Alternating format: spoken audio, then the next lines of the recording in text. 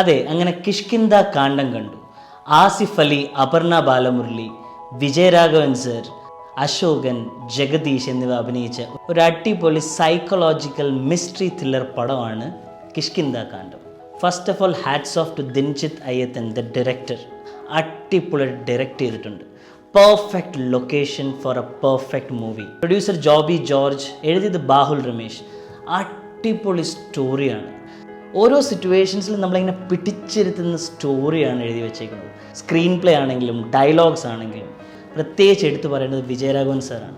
Vijayaraghavan sir has nailed it. എന്നാ performance ആയിരുന്നറിയാമോ സ്ക്രീനിൽ. ചില സീൻസൊക്കെ വരുമ്പോഴത്തേക്കും നമുക്ക് ഇറിറ്റേറ്റ് ആവും. അതേപോലെ തന്നെ ചില സീൻസ് വരുമ്പോഴത്തേക്കും ഇമോഷണലി ഭയങ്കര ടച്ച് ചെയ്യും നമ്മളെ.